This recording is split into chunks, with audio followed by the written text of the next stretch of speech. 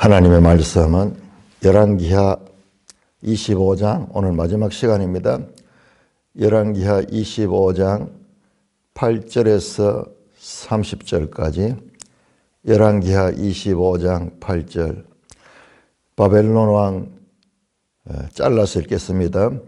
8절부터 12절까지 예루살렘의 파괴와 바벨론 포로에 관한 내용입니다. 바벨론 왕 느부갓네살 19째 해 5월 7일에 바벨론 왕의 신복 시위대장 느부사라단이 예루살렘에 이르러 여호와의 성전과 왕궁을 불사르고 예루살렘의 모든 집을 귀인의 집까지 불살랐으며 시위대장에게 속한 갈대아 온 군대가 예루살렘 주위의 성벽을 헐었으며 성중에 남아있는 백성과 바벨론 왕에게 항복한 자들과 무리 중 남은 자는 시위대장 느부사라단이 모두 사로잡아가고 시위대장이 그 땅에 비천한 자를 남겨두어 포도원을 다스린 자와 농부가 되게 하였도다. 하나님 아버지, 은혜를 감사합니다. 유다의 마지막 멸망을 통하여서 우리에게 말씀하시는 하나님의 뜻을 잘 깨닫게 하여 주시옵소서. 예수님 이름으로 감사하며 기도드리옵나이다. 아멘.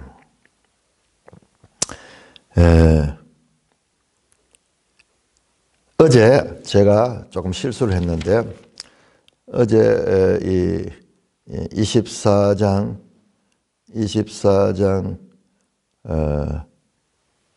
12절에 바벨론 왕 8째 해다. 이걸 내가 18째 해로 받는 거예요. 내가 왜 그러냐 하면 18째 해가 되게 중요하거든요. 그래서 읽으면서 나는 18째 해로 생각하는 게 계산이 안 맞는 거야. 왜냐 그러면은 느부갓네살 왕이, 요거는 우리가 알아놔야 됩니다. 605년 BC 605년이 왕이 돼요. 605년. 이때 왕이 됨과 동시에 이때 갈그미스 전쟁에서 아수르를 완전히 격파합니다. 그래서 세계의 지배자로 등극하는 때가 605년이야. 그리고 자기가 왕이 되는 때도 이때예요. 이게 아마 2차 갈그미스 전쟁에서 605년인데, 그러니까 18년 같으면은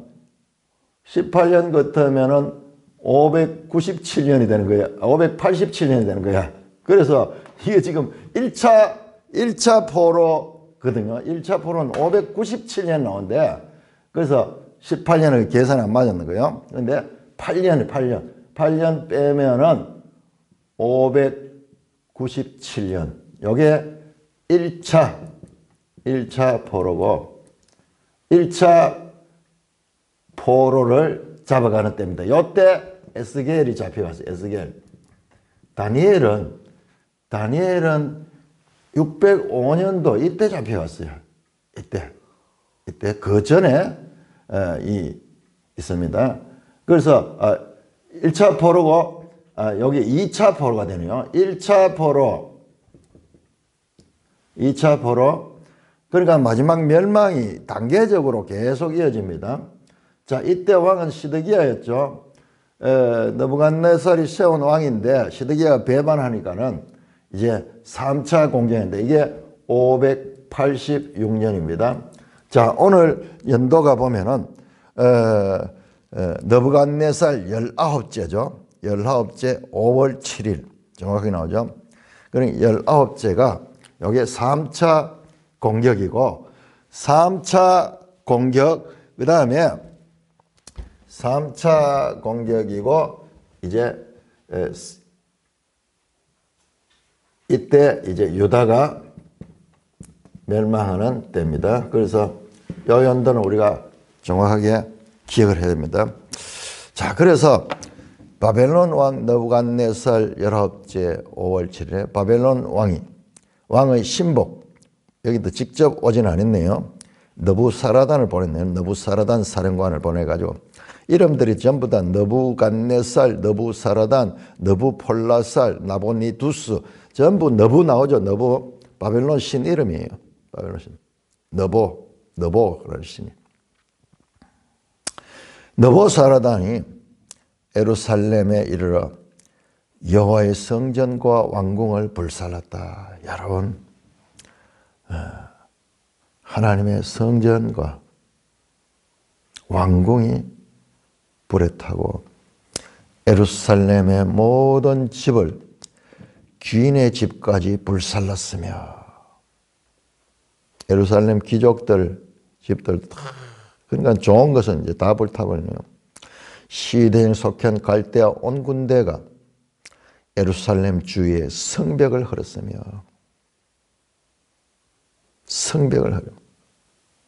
성벽은 헐기가 어려운데요. 왜냐 그러면 이게 해발 700m 높은 고지에 있는데 그거를 올라가 성벽을 헌다 하는 것은 이것은 참으로 어려운 일인데 그 성벽이 헐려지고 성중에 남아있는 백성과 바빌론 왕에게 항복한 자들 성중에 여기가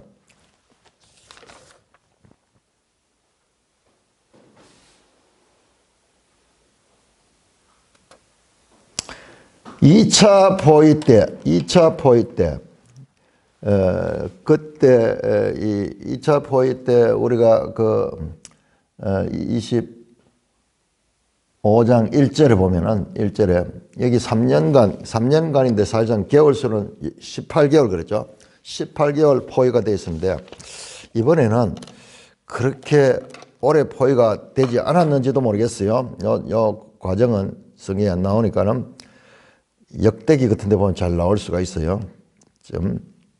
자, 그래서 이제 시위대장 느부갓네살이 모두 사로잡아가고 항복한 자들, 남은 자들 사로잡아가고 자, 사로잡다. 갈라 또는 세부티 포로로 잡아갔다. 그 유명한 바벨론 포로기가 이제 시작이 됩니다. 시위대장이 그 땅에 비천한 자를 남겨두고 포도원을 다스리는 자와 농부가 되게 하였더라. 자, 이 605년이 중요한 것이요. 여기 다니엘이 잡혀가서 다니엘 에스겔보다 더 빨리 갔습니다. 자, 왜냐 그러면은 바벨론 포로 생활을 70년 한다고 70년 바벨론 포로 생활을 한다고 에레미야가 예언했거든요. 여러분 보세요. 여기서부터 언제 해방이 되냐면 539년 고레스 칙령으로 이제 바벨론 포로 생활이 끝이 나는데 계산이 안 맞잖아요. 이렇게 치면 계산이 안 맞아요. 586년을 치면은 불과 50년도 덜 돼요. 그래서 1차 포로기 때까지 이때 치면 약 70년. 그래서 1차 포로, 2차 포로, 3차 포로.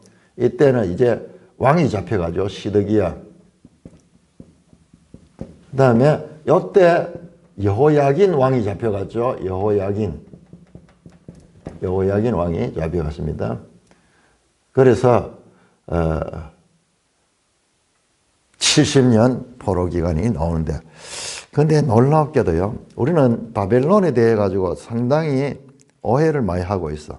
왜냐 그러면 유다를 망하게 한 나라가 바벨론이기 때문에 바벨론 왕 느부갓네살을 아주 악하고 나쁜 왕으로 생각하기 쉬운데 성경을 자세히 보면 그렇지 않아요. 네, 그건 이따 설명해 드리겠습니다. 그렇지 않아요. 우리는 적장이니까는 적의 왕이고 이러니까 느부갓네살이 아주 폭군이고 그런 것 같은데 그렇지 않아요. 오히려 아수르가 아주 악했어요. 제가 어저께 아수르 역사에 대한 것도 여러분 동영상을 통해 가지고 우리 오늘날은 지금 유튜브 들어가면 아수르 역사 치면 다 나오잖아요. 과거에는요, 그거 보려고 하면 이 두꺼운 책들을 읽어야 됐어요. 그런데 지금은 치면은 딱 전문가들이 요약해가지고 나오는데 10분짜리도 있어. 그것만 봐도 우리가 역사상 가장 잔인한 제국이 아수르야. 그래서 남아있는 조각들 보면요, 그 아수르 이 승리자들이요, 적군의 머리를 다 베가지고 그걸 산더미처럼 쌓아놓고, 그래서 그게 해골산이 된 것이 있고, 그 다음에 전쟁을 할 적에 적장의 머리를 창에 꼽아가지고, 잘랐는 걸 꼽아가지고 그걸 흔들면서, 너가 이웃나라도 이렇게 망해서 너희도 짐승 같은 악한 제국이었어요, 아수르는. 그 유명한 그 아수르의 티그라필라세르, 이런 왕들은 정복 왕들인데 너무나 악한 왕이었어요. 그래서 남의 나라를 점령하면은 완전히 없애버린 거예요. 시도 남기지 않고 없애버리는 그런 정책을 폈는데, 이 느부갓네살은요, 우리가 지금 보는 게 전쟁 장면만 나오기 그렇죠? 달라요. 이따가 내가 설명하겠습니다. 자, 이렇게 느부갓네살이 이제 3차에 걸쳐가지고 이렇게 해서 망해요. 그러니까 일찍 여기에서 여러분, 이때가 어느 때예요?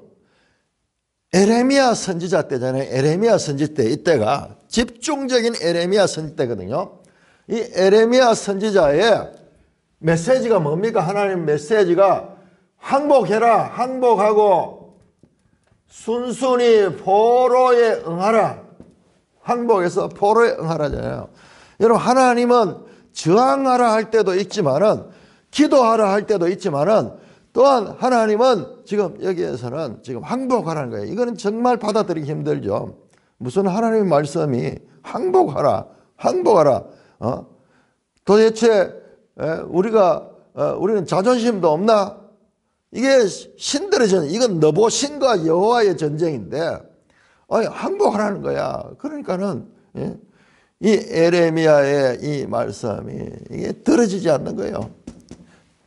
그래서 이 그냥 속국으로 지낼 수도 있는데, 그냥 조국만 바치고 이렇게 할 수도 있는데, 끝까지 버티다가 이제 박살이 나는 거예요. 3차에 걸쳐가지고. 그래서 이번에는 인정사정 없이 완전히 불태워버리고 다 파괴해 버립니다. 여기에서 우리는요, 여호와의 성전이 불탔다. 제일 먼저 성경에 나오네요. 여호와의 성전과 왕궁을 불살랐다. 성전을 하나님께서 우선해서 우리에게 보여주고 있습니다. 여러분, 여호와의 성전은 하나님의 임재의 하나의 상징인 그런 장소인데, 그 성전이 불타버리는 그 솔로몬부터 오는 유다의 역사에 이제 종말이 이르렀습니다. 자, 그 다음에 13절부터 17절까지 교독하겠습니다. 자, 그때 예루살렘을 정복하고 그 다음에 어떻게 그 이후에 어떤 일을 했는가 나옵니다. 자, 13절입니다. 갈대아 사람이 또 여호와의 성전의 두 놋기둥과 받침들과 여호와의 성전의 놋바다를 깨뜨려 그 놋을 바벨론으로 가져가고, 또 가마들과 부삭들과 부집개들과 숟가락들과 승길 때에서는 모든 놋그릇을 다 가져갔으며, 시위대장이 또 불 옮기는 그릇들과 주발들 곧 금으로 만든 것이나 은으로 만든 것이나 모두 가져갔으며, 또 솔로몬이 여호와의 성전을 위하여 만든 두 기둥과 한 바다와 받침들을 가져갔는데 이 모든 기구의 놋무게를 헤아릴 수 없었으니 그 한 기둥은 높이가 18규빗이요 그 꼭대기에는 놋머리가 있어 높이가 3규빗이며 그 머리에 들린 그물과 석류가 다 놋이라. 다른 기둥의 장식과 그물도 이와 같았더라. 자, 이게 뭐예요? 탈취당한 품목들인데 전부 성전 기물들, 성전 기물. 제일 먼저 성전이 어떻게 파괴되고 불탔는가라는 내용이 나오고, 그 다음에는 다시 그 성전이 안에서 있는 성전에 있는 기구들이 어떤 것들인가. 놋기둥과 받침과 놋으로 된 것들, 놋으로 된 것을 전부 다 그렇게 옮겨 본국으로 바벨론으로 그렇게 옮겨 갔다고 말씀합니다. 뿐만 아니라 금이나 은으로 된 것, 금이나 은으로 된 것 모두 가져갔다. 이걸 그대로 가져갈 수가 없잖아요. 너무 큰 거 이런 것들은. 그것을 어떻게 뭐 파괴를 해가지고 절단해가지고 분해를 해가지고 가져갔는지 어떻게 가져갔는지 녹여서 가져갔는지 나오지 않지만은 엄청난 성전이 없어져 버려. 이제 더 이상 이스라엘은 유다는 성전이 있는 곳이 하나님이 임재가 없는 곳이야. 하나님 부재한 곳이 되어버렸어. 하나님이 이 성전에 거하신다고 이 상징적인 그런 의미를 가는데 이제 없어져 버린 거예요. 유다의 성전조차도 하나님이 없애버린 거예요. 18절부터 21절까지 교독합니다. 시위대장 대제사장 스레야와 부제사장 스바냐와 성전 문지기 세 사람을 사로잡고 또 성중에서 사람을 사로잡았으니 곧 군사를 거느린 내시 한 사람과 또 성중에서 만난 바 왕의 시종 5사람과 백성을 징집하는 장관의 서기관 1사람과 성중에서 만난 바 백성 60명이라. 시위대장 느부사라단이 그들을 사로잡아 가지고 리블라 바벨론 왕에게 나아가매 바벨론 왕이 하맛 땅 리블라에서 다 쳐 죽였더라. 이와 같이 유다가 사로잡혀 본토에서 떠났더라. 자, 여기에 여러 사람들의 이름이 나오는데 이 사람들이 사로잡혀 갔다. 사로잡아 포로가 됩니다. 근데 이 사람들은 아마 저항을 했는지 아니면 반체제 인사들인지 모르겠어요. 자관 이 사람들은 하맛 땅 리블라에 느부갓네살은 거기에 있습니다. 거기가 지금 이 팔레스타인 이 전체 이 지역을 이 전쟁에서 지휘하는 지휘본부가 있는데 거기로 데려가서 다 죽였더라. 이 사람들은 끌고 간 것이 아니라 죽인 사람들 대한 기록이고 이와 같이 유다가 사로잡혀 본토에서 떠났더라. 떠나가지고 죽는 사람도 있고 이 바벨론까지 끌려가는 사람들도 있습니다. 이렇게 유다는 이제 없어져 가고 있습니다. 자, 그런데 22절부터 26절까지 자, 여기에 중요한 내용이 나오는데 바벨론 왕이 유다를 어떻게 통치했는가? 남은 유다 땅을. 자, 여러분 이게 중요합니다. 남은 유다 땅은 아수르가 사마리아에서 했던 것과 그다음에 이 느부갓네살이 유다 특별히 예루살렘에서 행한 정책이 달라요. 그걸 생각하면서 읽어봅시다. 자, 22절 유다 땅에 머물러 있는 백성은 곧 바벨론 왕 느부갓네살이 남긴 자라. 왕이 사반의 손자 아히감의 아들 그달리아가 관할하게 하였더라. 모든 군대 지휘관과 그를 따르는 자가 바벨론 왕이 그달리아를 지도자로 삼았다 함을 듣고 이에 느다니아의 아들 이스마엘과 가레의 아들 요하난과 느도바 사람 단호메스의 아들 스라야와 마아가 사람의 아들 야사니아와 그를 따르는 사람이 모두 미스바로 가서 그달리아에게 나아가매 그달리아가 그들과 그를 따르는 군사들에게 맹세하여 이르되 너희는 갈대아인을 섬기기를 두려워하지 말고 이 땅에 살며 바벨론 왕을 섬기라. 그리하면 너희가 평안하리라 하니라. 치르되 왕족 엘리사마의 손자 느다니아의 아들 이스마엘이 부하 10명을 거느리고 와서 그달리아를 쳐서 죽이고 또 그와 함께 미스바에 있는 유다 사람과 갈대아 사람을 죽인지라. 노소를 막론하고 백성과 군대 장관들이 다 일어나서 애굽으로 갔으니 이는 갈대아 사람을 두려워함이었더라. 자, 요 내용은 에레미야 40장에서 41장에 자세히 나오는 거예요. 그러니까 요 내용은 에레미야서를 참고해서 봐야 돼요. 지금 25장 전체가 에레미야 52장에 나오는 내용이고 동시에 요 부분은 에레미야 40장에서 41장. 자, 첫째로 봅시다. 자, 느부갓네살이 유다의 그 식민국 유다를 어떻게 통치했는가? 유다 땅에 머물러 있는 백성, 곧 바벨론 왕 느부갓네살이 남긴 자들, 포로로 잡아가지 않고 남긴 자들, 여러분 비교해 봐야 돼요. 17장에 아수르 왕이, 그 당시에 아수르 왕 이름이 디글랏빌라셀 이후인데 내가 지금 이름이 잘 기억이 안 나는데 우리 한번 지도 한번 찾아볼까요?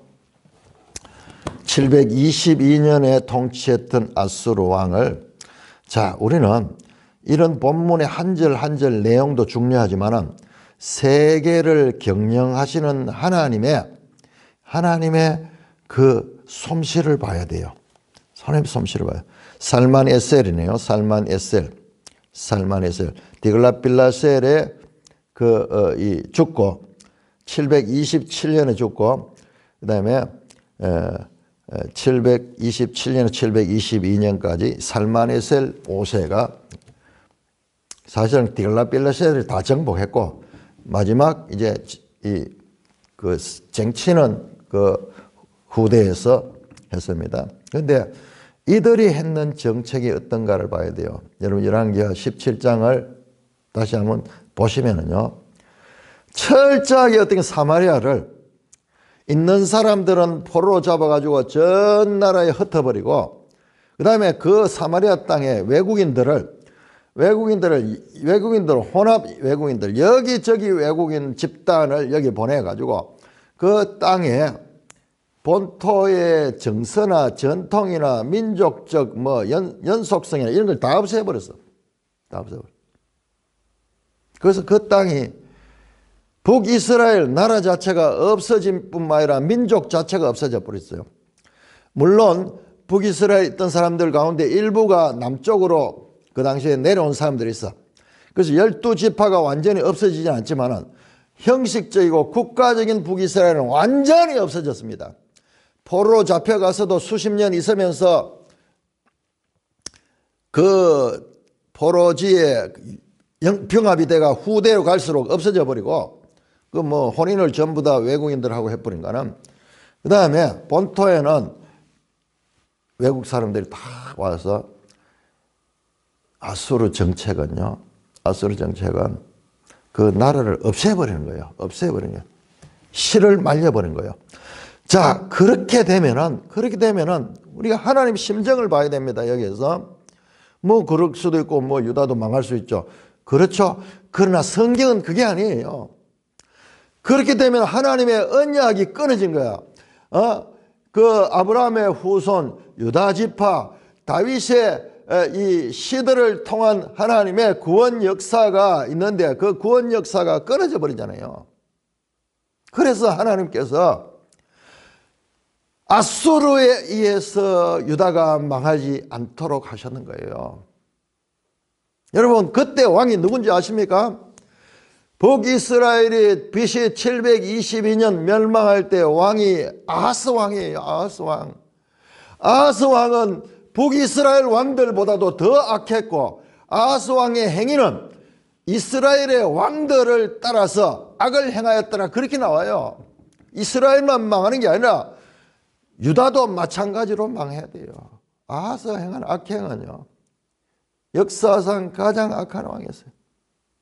그 시대에 북쪽이 아수르에서 멸망할 때 그러면 그때 남쪽도 그 다음 순서는 당연한 거예요. 그래서 이 701년에 아수르가 유다를 공격했는 거예요. 이것이 뭐냐? 이것이 바로 열왕기하 18장이에요. 18장 19장 열왕기하 그 기사가 여기 나오는 거예요. 여기에. 이때 히스기야 왕시대. 히스기야 아하스를 이어서 히스기야가 왕이 돼가 715년부터인가 이렇게 왕이 되었어요.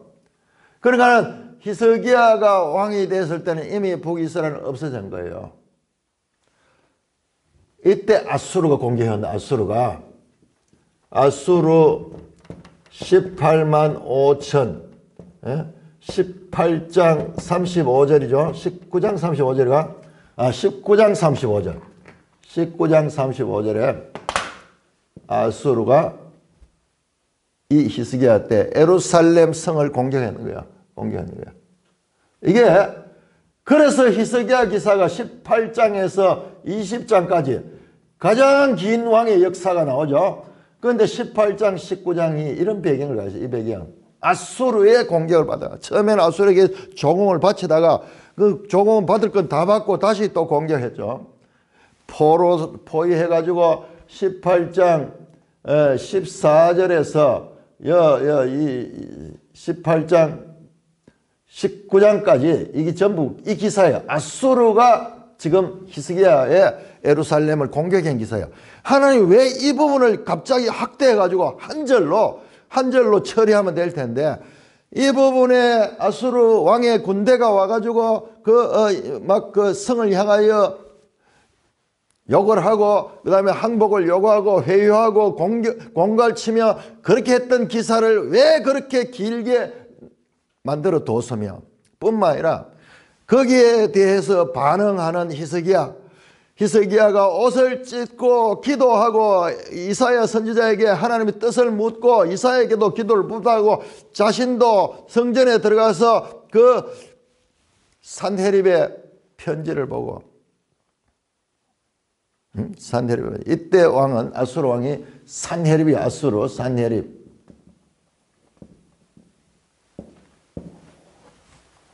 그렇게 했는 것을 길게 아니 다른 왕들은 뭐 몇 절이면 끝이 나는데 뭐 길어봤자 한 장인데 왜 히스기야 기사를 18장, 19장, 20장 그 가운데서도 아수르가 공격해온 그 기사를 이렇게 길게 다루고 있으며 거기에 대해서 반응하는 히스기야의 모습을 이렇게 길게 다루고 있는가?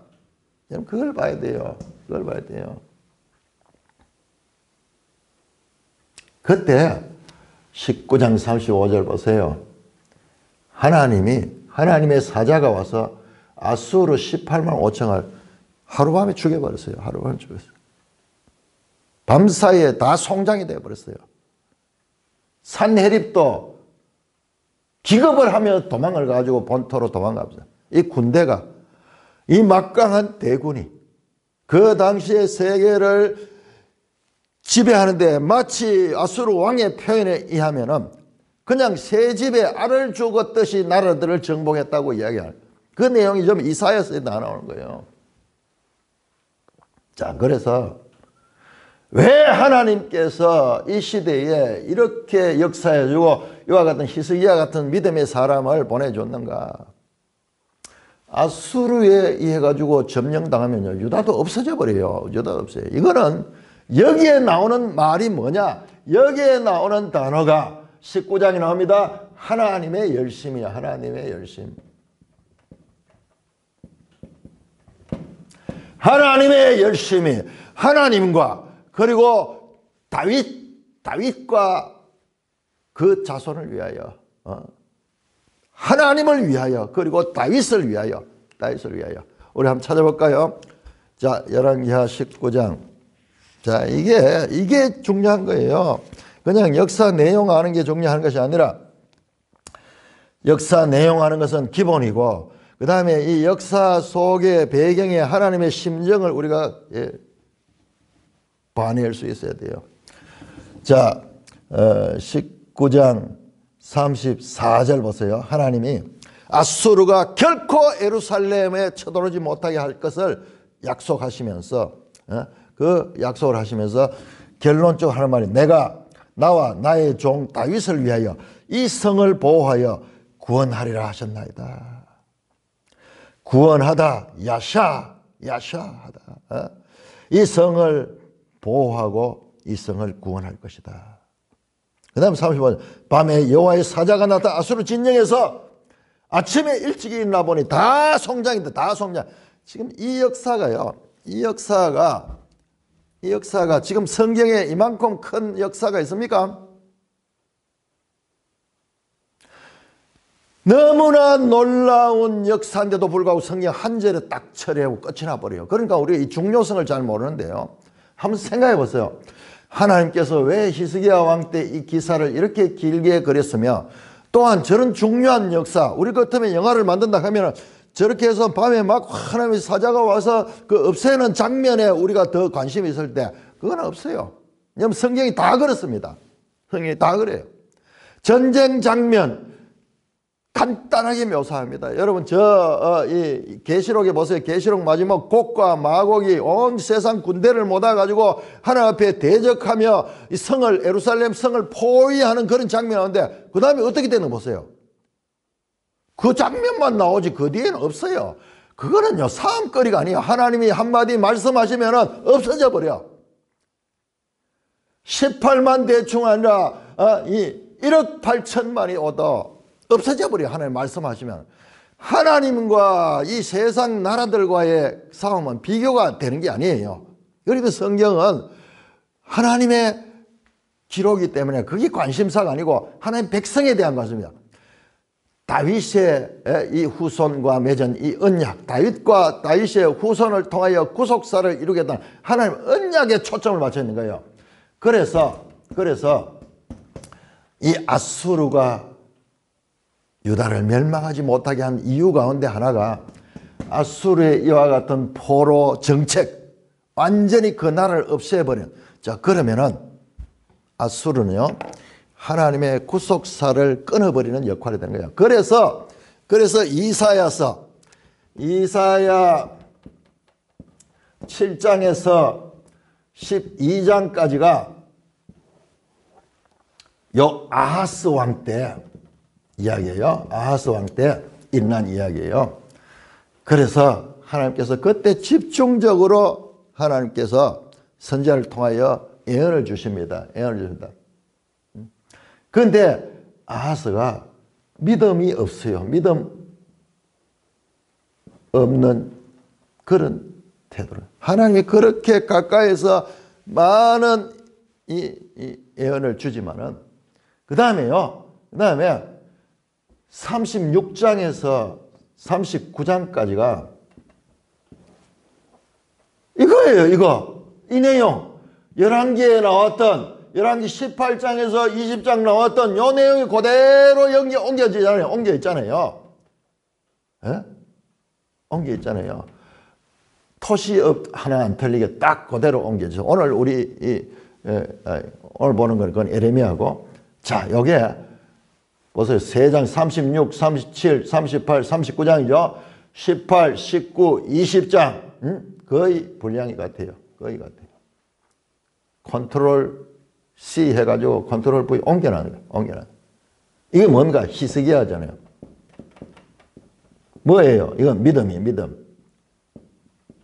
똑같은 상황 속에서 믿음으로 반응하며 하나님의 여기에서 나오는 게 하나님의 열심이에요. 여기 나오는 게 하나님의 열심. 자, 그러니까는요, 요 내용이 같다 그랬잖아요.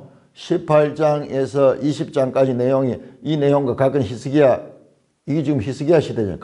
같습니다. 하나님이 하시는 일. 자, 그래서 내가 이 부분을 따로 거의 정리가 되어 갑니다. 거의 정리가 되어요. 어마어마한, 이 하나님께서 이 11기를 공부를 했는데, 이사야의 그 어려운 부분들이 같이 들어 올라오는 거예요. 그래서 우리가 철저하게 지금 앞에 어떤 아하스 시대와 히스기야 시대, 이때 선지자 이사야가 활동했는 거예요.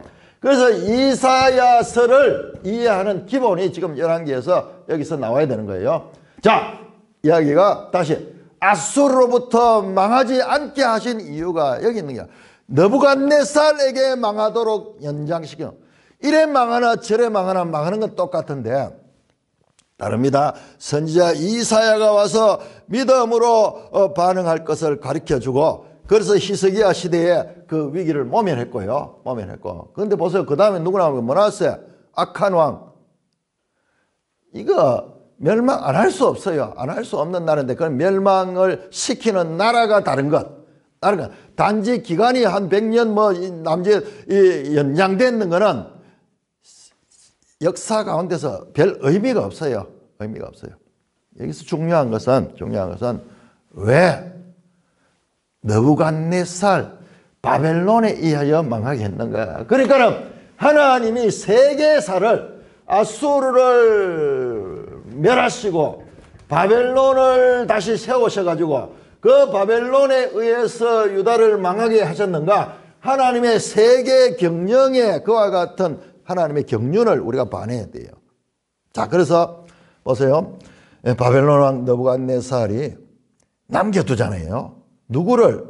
본토인을 남겨두고 지도자들을, 외국 사람을 도는 게 아니라 그 본국의 사람, 그달리아라는 사람을 통해서 그 남은 유다를 통치할 수 있도록 총독으로 본국 사람을 총독으로 맡겨준 거예요. 그러니까 우리가 일제가 보세요. 일제가 조선 총독부를 만들어가지고 일본 사람들이 그 총독에서 자리 잡았거든요. 그런데 이 느부갓네살은 그렇게 하는 거예요. 유다 사람 가운데 그달리아를 총독으로 했는데 그 사람 그달리아가 어떤 사람이냐? 여러분, 그달리아가 어떤 사람이냐? 이걸 보면은 그 인사권자가 인사를 할 때에 어떤 사람을 그 자리에 세우느냐가 통해서 그 인사권자의 성품을 알 수 있잖아요. 인사권자의 사상이나 인사권자의 정책에 맞는 사람을 세울 거 아닙니까? 자, 이런 것까지 우리가 볼 수 있는 거예요.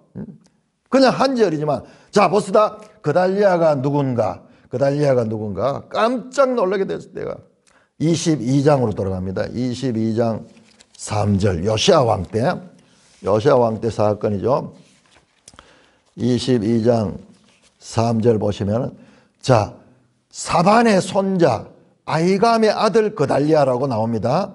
우리 열왕기하 25장 22절에 느부갓네살이 세운 그달리아는 누구냐? 사반의 손자예요. 사반이 누굽니까? 22장 3절 요시야 왕 18째 항 아살랴 아들 서기관 사반을 여호와의 성전에 보내요. 그 성전을 다시 성전을 청결하게 하고 성전 보수를 그렇게 명령하죠. 그 일을 맡아서 전하는 분이 사반이에요. 사반. 뿐만 아니라 그 성전을 보수하다가 거기에서 창고에서 율법책을 발견했죠. 그 발견한 율법책을 처음 읽은 사람이 사반이에요. 8절 보세요. 8절. hil기야가 그 책을 사반에게 주니 사반이 읽으니라. 여러분, 사반이 서기관이에요. 서기관은 누구냐 그러면은 글을 쓰고 읽는, 그러니까는 오늘날 우리 개념으로 생각하면 안 돼요. 오늘날 우리는 글 쓰고 읽는 건 뭐 누구나 다 하지만은 고대에는 그냥 글을 읽고 쓸 줄 알면은 그것만 해도 천재예요. 그것만 해도 막 박사예요. 총명한 사람이겠죠. 자, 그래서 사반이 제일 먼저 그 책을 읽은 분이 사반이고, 뿐만 아니라 왕에게 가가지고 이 책을 읽어줍니다. 이 책을 낭독을 합니다. 10절에서 사반이 왕의 앞에서 읽으며 왕이 율법책의 말을 듣자 그 옷을 찌나.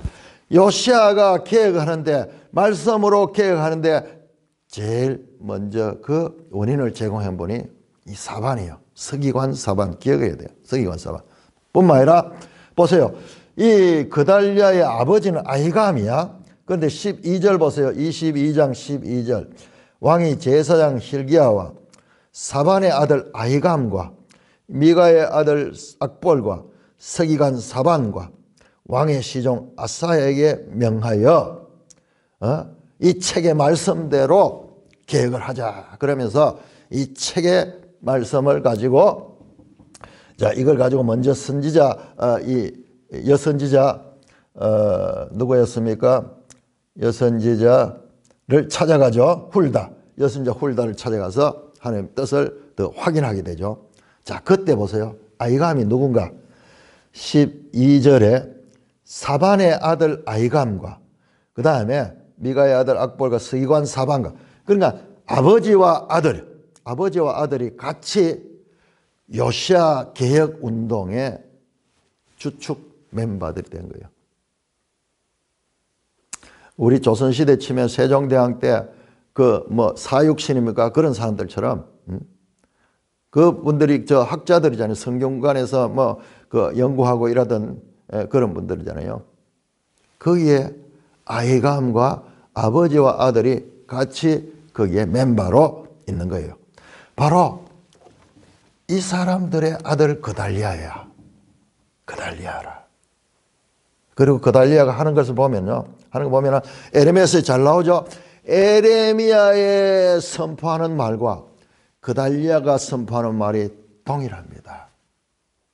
동일합니다. 그러니까 에레미야를 또 봐야 돼요. 다시 봐야 돼요. 그냥 이런 내용을 가지고 읽을 때와 그냥 읽을 때 완전히 달라요. 이런 내용을 가지고 이사야를 볼 때와 그냥 읽을 때 완전히 달라요. 하나님께서 66권의 책을 주신 것은 우리에게 이와 같이 읽으면은 하나님의 계획, 하나님의 심정, 하나님의 경륜을 우리가 볼 수 있게 되는 거예요. 자, 그래서 이 그달리아는 일단 가문으로 볼 때도 참 말씀의 집안에 그리고 온건한 그런 인물이에요. 집안 자체가 훌륭한 집안이에요. 그러니까 느부갓네살이 왕을 세울 때는 좀 이 식민지 세울 때 어떤 인사를 하는가? 자, 첫째 느부갓네살의 인사를 보세요. 그럴 뿐만 아니라 여러분 깜짝 놀랍니다. 느부갓네살에 대한 하나님의 기록은 우리 인상적으로 그렇게 보는데 여러분 성경 가운데서요. 에레미야서에 보면은 느부갓네살을 나의 종 느부갓네살을 그럽니다. 심지어는 다니엘서 보세요. 다니엘서 보면은 나중에 느부갓네살이 그 하나님의 말을 듣죠. 다니엘을 통해서 예언을 듣고 그대로 따라하고 그러다가 또 이 실수도 하지만은 이방 왕에 대해서 우리가 너무 큰 기대까지는 할 수 없어요. 그런데 나중에 5장입니까? 거기에 보면은 사자처럼 그렇게 들짐승처럼 정신 이상에 와서 오랜 시간을 보내다가 다시 깨어났을 때 하나님께서 다시 돌아오게 했을 때 그가 하늘의 하나님 대하여 찬양하는 그런 내용이 나와요. 여러분 그런 왕이 세상에 어디 있습니까? 고레스가 대단하죠. 고레스가. 그러나 고레스는 포로에서 해방시켜준 이야기밖에 없어요. 가장 많은 기록이 된 이방 왕이 느부갓네살 왕이에요. 그래서 느부갓네살 왕은 우리가 새롭게 봐야 되고요. 그리고 바벨론이라는 나라 자체도 우리 악의 대명사로 보는데 그것도 인상적.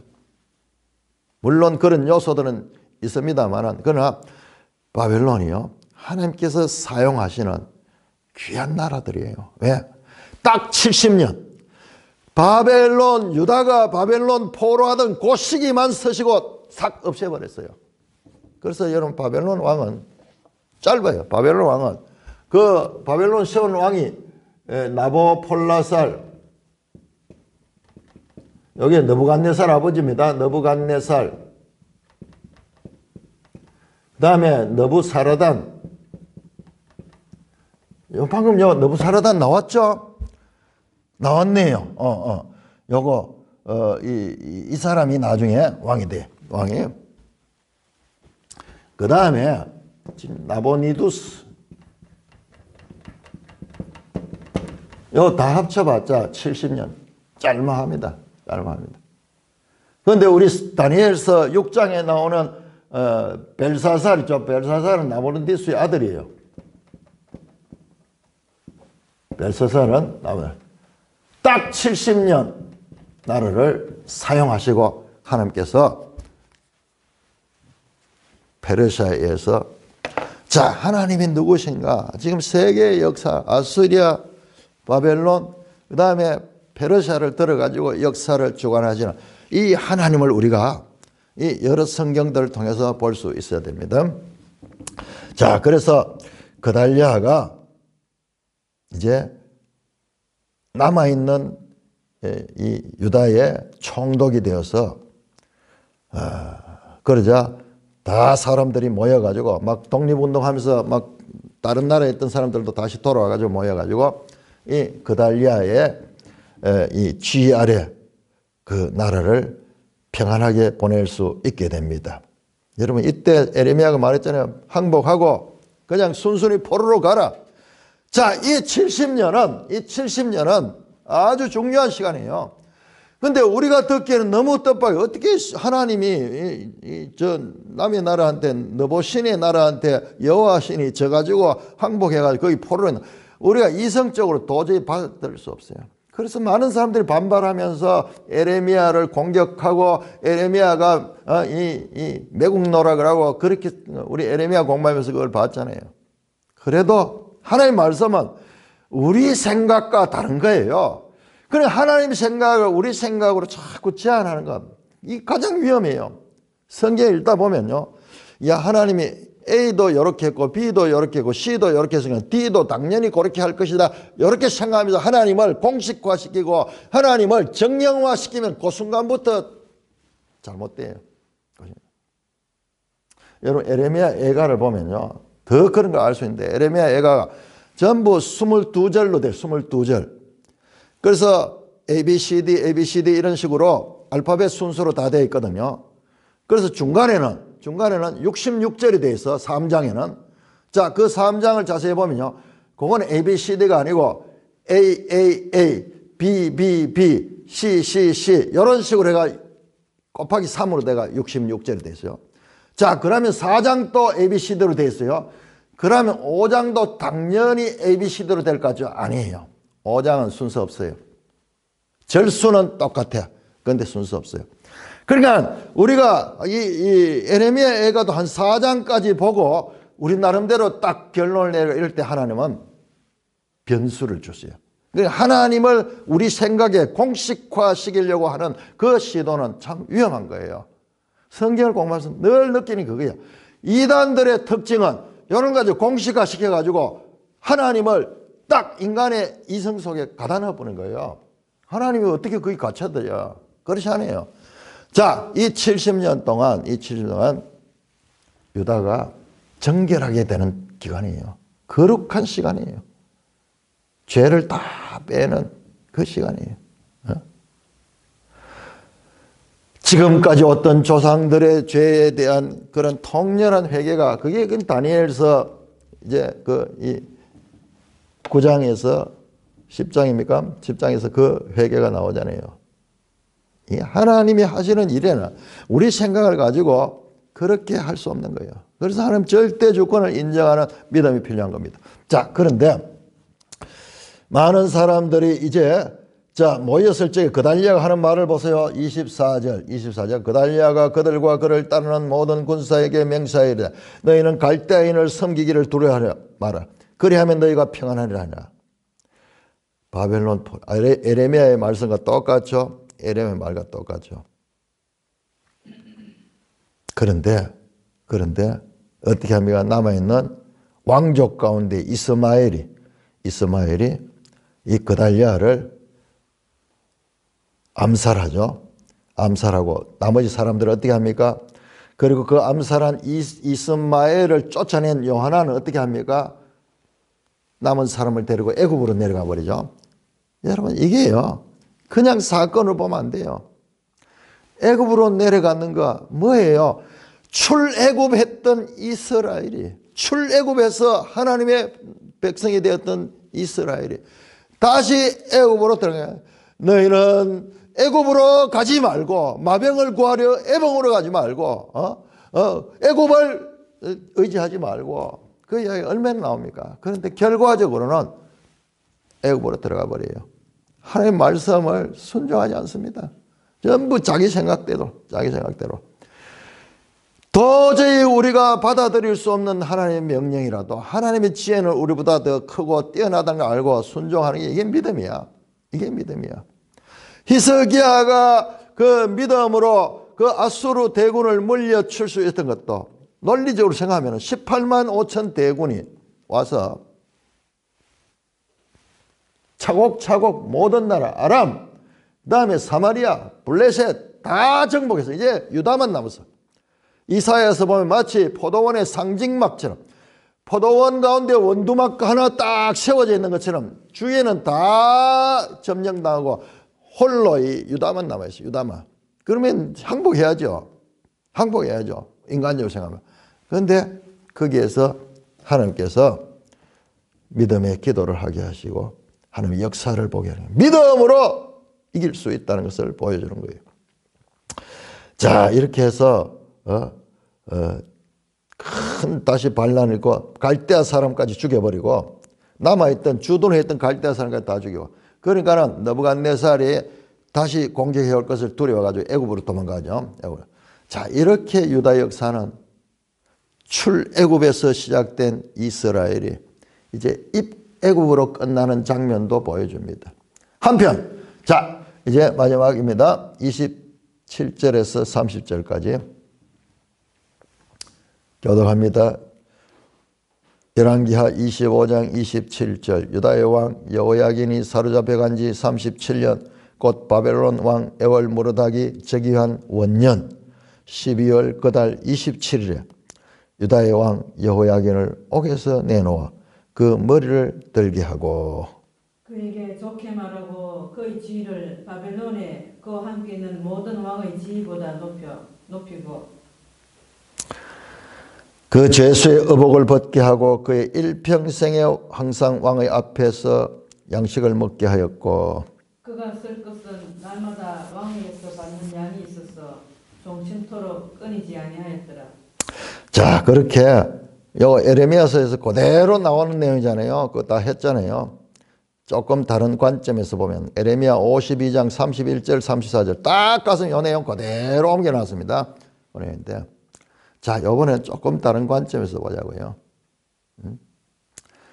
정확하게 날짜가 나오죠. 유다왕 여호야긴이 사로잡혀 간 지 37년. 자, 언제 사로잡혔나? 597년에 사로잡혀서 37년을 빼니까는, 37년 0이고, 560년이에요, 560년. BC 560년. 깜깜한 포로 시간이죠. 이 터널의 중간이야. 터널의 중간. 언제 이 터널이 끝날지 알 수 없는 그 중간에 모두 다 소망을 잃어버릴 그 중간에 하나님께서 한 사건을 일으킨데 3개월짜리 여호야긴 왕이 포로에서 석방되는 이야기가 성경 열왕기의 끝이고 끝이 나는 거예요. 무슨 의미지? 여러분, 이건 무슨 의미인지 어떻게 알 수 있겠어요? 어떻게 보면 문맥적으로도 맞지 않고 그 다음에 그래서 어쨌다는 말이야. 아무것도 없어요. 아주 암시적인 이와 같은 사건 하나를 툭 던져놓고 열왕기는 끝이 납니다. 이게 성경이에요. 성경입니다. 성경은요, 우리가 그냥 읽고 그냥 뭐 이해할 수 있는 책이 아니에요. 깊은 묵상과 그 다음에 이 구속사적인 책들과의 관계를 봐야 돼요. 관계를 봐야 됩니다. 자가 느낌이 나쁘진 않죠. 뭔가 석방되고 지위가 높아지고 왕과 함께 먹는. 근데 여기 나오는 표현 보세요. 유다의 왕 여호야긴이라 그랬어. 여호야긴은 언제 590년대 이때 그때 3개월짜리 왕이 3개월. 그러다 포로 잡혀간대. 그 사람을 유다의 왕이라고 이야기해. 유다의 왕. 뻔뻔하죠. 어떻게 유다의 왕, 유다가 없었는데. 아닙니다. 하나님은 유다의 왕, 다윗의 후손을 통한 유다의 왕 대한 약속을 폐하지 않았습니다. 폐하지 않았습니다. 뿐만 아니라 에레미야 선지자가 예언했던 대로 너희들은 포로된 자 중에서 다시 돌아오게 할 것이다. 포로된 자 중에서 다시 돌아오게 할 것이다. 이게 뭔지 아십니까? 포로된 자가 돌아오게 할 것이다. 이게 스아르, 야수브, 스알, 야수베, 야수. 남은 자는 돌아온다. 이게 100년 전에 이사야 선지자의 아들의 이름을 통해서 하나님께서 약속하신 말씀이에요. 스알야수브, 남은 자는 돌아오게 한다. 이 약속이 끝나지 않은 거예요. 끝나지 않은 거예요. 그리고 에레미야 선지자를 통해서 말씀하신 것, 우리 한번 찾아볼까요? 에레미야 29장 14절.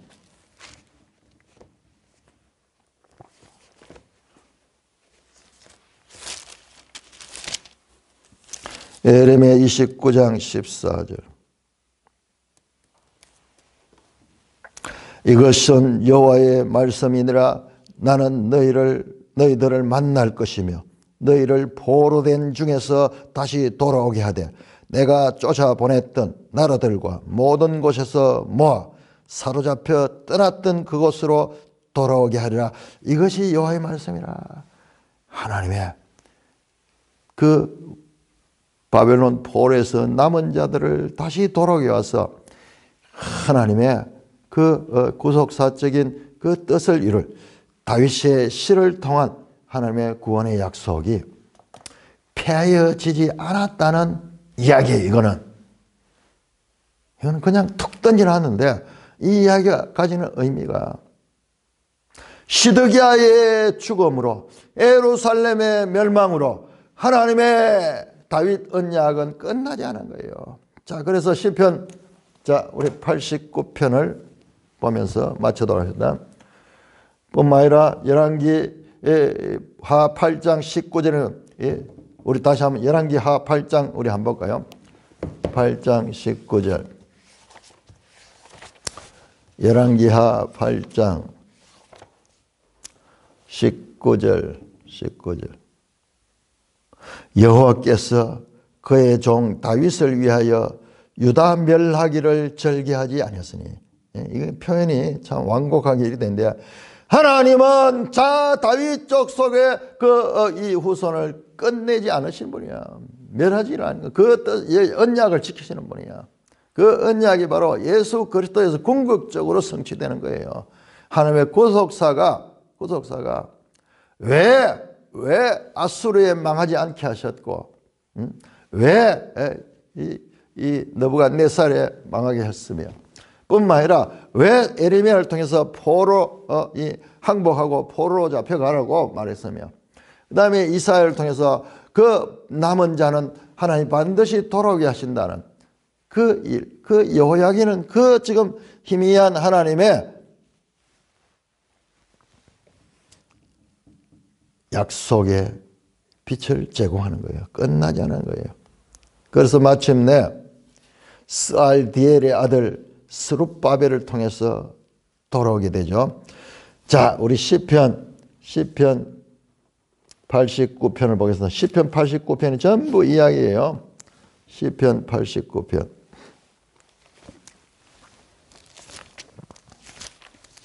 자, 우리 성경을 볼 적에 성경을 어떻게 읽어야 될 것인가.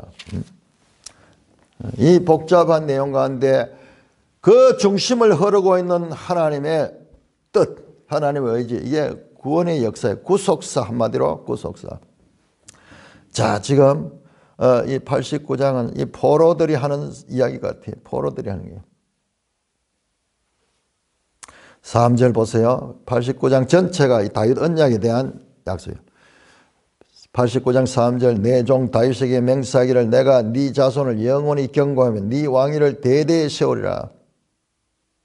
이 사무엘하 7장의 다윗 언약을 다시 여기서 말씀하시며 그 어떻게 되어가는가, 그 언약을 하나님께서 어떻게 이루어 가셨는가 쭉 나오면서요. 마지막에는 유다 나라가 망하게 되었어요. 망하게 되었어요. 그래서 그러면은 하나님의 약속은 지금 어떻게 됐습니까? 그 질문이 49절입니다. 시편 89편 49절. 주여 주의 성실하심으로 다윗에게 맹시하신 그 전의 인자하심 어디인가? 다윗에게 약속하시고 성실하심, 이 성실하심이라는 단어가요. 이게 중요한 단어예요. 이게 우리 번역이 막 이래 돼 버린 건데 이게 에뮤나 뭐냐? 믿음이에요. 믿을 수 있어. 하나님 말씀은 반드시 성취되고 하나님 말씀은 진실하며 하나님 말씀은 반드시 이루어지도록 우리에게 믿을 수 있는 말씀인데 그런데 현실은 지금 그 믿음이 다 깨졌습니다. 하나님 믿을 만한지 아는 하나님이네요. 그 말이에요. 아닙니다. 하나님. 그러나 우리는 알 수 없지만 하나님의 그 믿을 만한 그 약속은 지금 어디에 가 있습니까? 약속에 대한 기대를 하면서도 현실적으로 우리 개개인은 어떻습니까? 그 약속을 다 보지 못하잖아요. 우리 개개인은 하나님은 천년이 하루 같은 분이고 우리는 100년도 못 사는 그런 인생들이기 때문에 이 서로 보는 스펙트럼이 달라요. 그래서 여기서 할 수 있는 건 기도하며 탄식하며 하나님의 약속은 믿을만 하기 때문에 지금도 붙들고 있지만 그러나 현실에서 일어나고 있는 이 상황을 통해서는 앞이 보이지 않는데 하나님 질문하는 거예요. 하나님 앞에. 믿음이 있기 때문에 이런 질문하는 거예요. 지금 유다의 심정이 이 심정 아니겠어요? 그런데 하나님께서 툭 한마디 여호야긴이 석방되는 이야기로 그래서 그 이야기는 열왕기하에 대단한 막을 내는 이 영화 같잖아요. 영화 복선을 탁 깔고 그 다음에 이제 역대기에 보면은 이후에 포로에서 회복되는 이야기도 나오죠. 고레스가 등장하며 세계사가 아수르에서 바벨론에서 페르시아에서 그 다음에 저 그리스로 이 세계사를 지휘하시면서 저 디그라필라셀을 세우시기도 하고 폐하시기도 하시고 느부갓네살을 세우기도 하고 폐하시기도 하시고 저 바사의 고레스를 들어 하나님의 목자로 사용하시다가 폐하기도 하시고 저 알렉산드로스를 들어서 하나님의 역사를 펼쳐나가시며 그를 또한 폐하시며 이 로마의 황제를 들어 사용하시고 폐하시다. 하나님이 이 세계의 경영자시며 주인이시며 그 하나님의 그와 같은 이 세계를 통치하는 가운데서 가장 핵심이 뭐냐? 하나님의 열심으로 추구하는 것이 바로 하나님의 언약을 성취하는 유다지파 다윗의 후손을 통하여서 이루고자 하는 하나님 나라의 그 일을 위하여 지금도 이어지고 있다는 것을 우리가 볼 수가 있어야 됩니다. 열왕기의 마지막은 오늘날 우리에게까지도 이어지고 있는 연속성을 가지고 있다는 것을 볼 수 있는 은혜가 저와 여러분들에게 있기를 주님의 이름으로 축원합니다. 하나님 아버지 은혜를 감사합니다. 또 이렇게 열왕기하를 공부할 수 있게 하시고 하나님의 구원의 경륜에 대하여 이전보다 더 밝히 깨달을 수 있도록 은혜를 베풀어 주시니 감사를 드립니다. 뿐만 아니라 이 열왕기하에서 이사야서까지 볼 수 있는 시야를 넓혀주심도 감사를 드립니다. 주님, 이 66권의 말씀에 유기적인 그와 같은 관계들을 통하여 제시하시는 하나님의 큰 그림을 조금이라도 엿볼 수 있는 은혜를 베풀어 주시니 감사를 드립니다. 인생이 할 수 있는 가장 위대하고도 놀라운 일들, 그 일에 부족한 종들을 참여시켜 주시니 감사와 찬송과 영광을 돌릴 수밖에 없나이다. 우리 주 예수 그리스도의 이름으로 감사하며 기도드리옵나이다. 아멘. 찬송가 487장입니다.